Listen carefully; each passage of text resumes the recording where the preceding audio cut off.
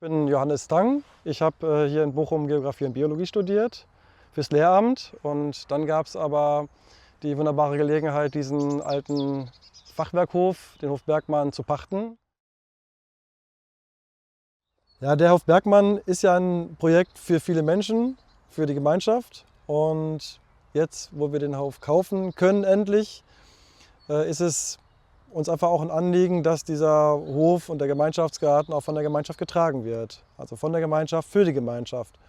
Und damit dieser ganze Ort möglichst langfristig und gut gesichert ist, haben wir uns dafür entschieden, den Hof, wenn er gekauft ist, der Trias Stiftung zu schenken.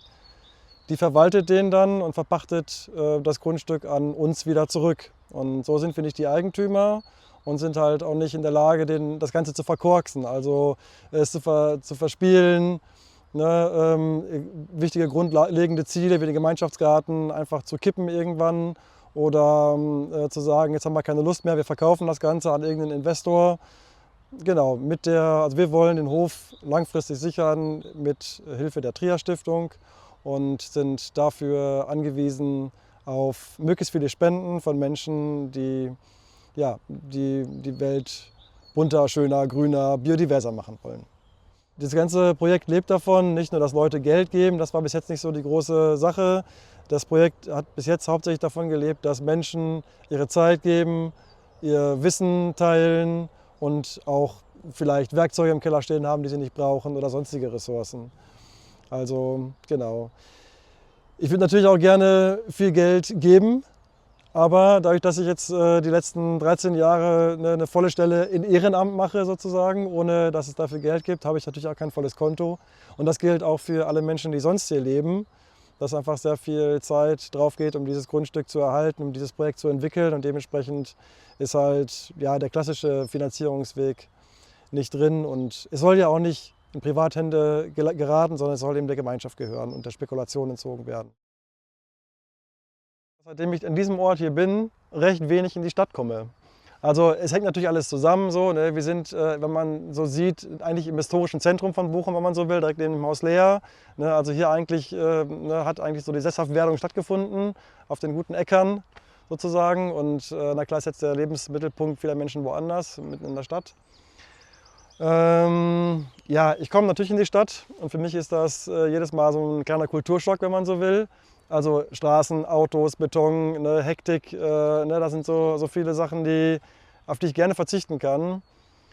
Aber ja, weil mich natürlich der Wandel im Großen natürlich auch interessiert und ich überlege, wie das funktionieren kann für all die Menschen, die da leben, ja, habe ich da schon so einen gewissen Blick auf die Dinge, wenn ich in Bochum bin und stelle halt fest, dass zum Beispiel dass Grünflächen schon auch mit Verstand ausgerichtet werden, dass das Leben der Bäume in der Stadt, besonders in Bochum, vorangebracht wird durch spezielle Rigolen und so weiter. Ich sehe auf jeden Fall, dass halt dieser Ort hier ist halt Bochum, ne, und er ergänzt diese ganze Asphalt-Wüste in Anführungsstrichen und er hat auch das Potenzial, dieser Garten, eben durch die Menschen, die kommen und wieder gehen, Ideen zu spreaden.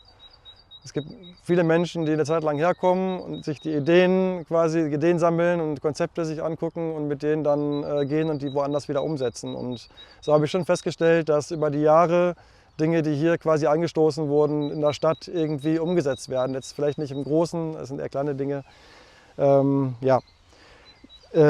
Also, dass die Stadt natürlich irgendwie, dass wir in Verbindung stehen, ist ganz klar und ganz besonders durch den Bau der Dubodeau, also dieser Umgehungsstraße hier oder Teil der Autobahn, da gab es lange Proteste. Wurde gesagt, dass die ja dann irgendwie das Opelwerk anschließt und so. Jetzt ist das Opelwerk zu, das Ding wurde trotzdem gebaut. Und also über die Autos, über den Lärm, der entsteht und so, ist schon ganz klar, okay, wir sind mitten im Ruhrgebiet und es rückt auch alles näher. Jetzt das Opelwerk, was jetzt den Strukturwandel erfährt, einen ziemlich brillanten wahrscheinlich, wenn man das so betrachtet. Also es funktioniert, ne? Man hat schnell geschafft, hier in Bochum diese Flächen anders zu nutzen. Und ja, das ist spielt für uns ja auch eine große Rolle. Es sieht aus, als wäre hier ein riesen Rapsfeld, was das ganze Jahr über blüht. Und Ja, genau. Wir sind auch einfach Teil dieses Strukturwandels, muss man mal so sagen. Also dieser Ort, man könnte denken, ja, so ein verschlafener kleiner Bauernhof und so weiter, das ist jetzt so eine grüne Oase und so. Was hat das vielleicht mit Strukturwandel zu tun? Ich würde sagen, sehr viel. Also wenn man diesen Hof betrachtet, wie er ursprünglich gebaut wurde, zu welchem Zweck. Ne? Und also Lebensmittelproduktion, dann kam die Industrialisierung, der Hof verlor an Bedeutung, die Flächen sind brach gefallen. Und ja, jetzt, ne, die Industrie ist wieder rückläufig, ne, ist eigentlich fast komplett zusammengebrochen und ne, die ganze Welt gerät aus den Fugen, klimatechnisch, ernährungstechnisch, die Böden werden trockener und so weiter und so fort.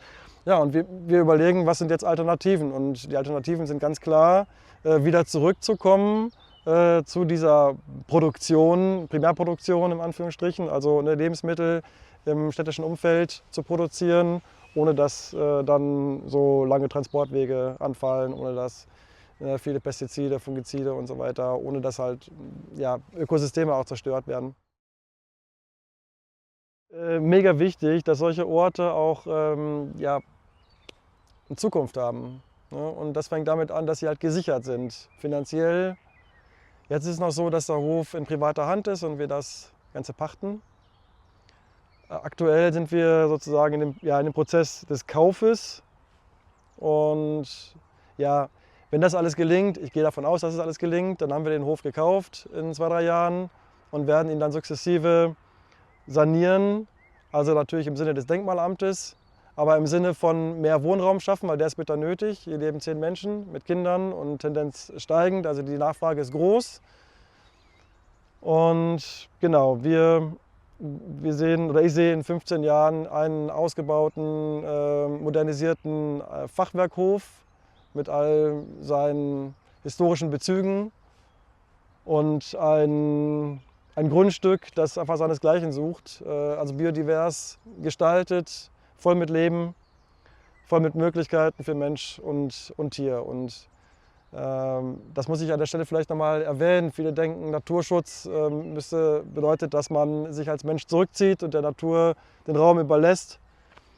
Ich meine, das ist eben eigentlich, das kann man machen, das ist eine gute Sache, auf jeden Fall. Ne? Man kann auch mal alles so sich selbst überlassen. Aber wenn der Mensch gezielt mit Verstand und Wissen und ne, gewissen Materialien kommt und sich daran beteiligt an dem Ganzen, dann wird das alles noch viel wertvoller. Und wir können auf einer kleinen Fläche noch viel mehr Leben ermöglichen, als die Natur das so schafft. Ja, zu wissen, dass das eigene Handeln ähm, was bringt, was bedeutet. Und wenn ich zum Beispiel hier die Schmetterlinge sehe und die Bienen sehe, die hier fliegen und ich weiß, ah, guck mal, die sind da, weil ich eine Pflanze habe stehen lassen, eine Brennnessel zum Beispiel, oder weil ich irgendwas gepflanzt habe, dann ist das halt sehr schön. Und auch wenn ich sehe, wie Menschen diesen Ort annehmen und hier halt glücklich sind, also wenn ich sehe, wie Kinder hier spielen, Sachen wahrnehmen, dann denke ich, jo, das, was ich hier getan habe, das ist einfach Sinn. Und dann kommt natürlich ein Glücksgefühl auf.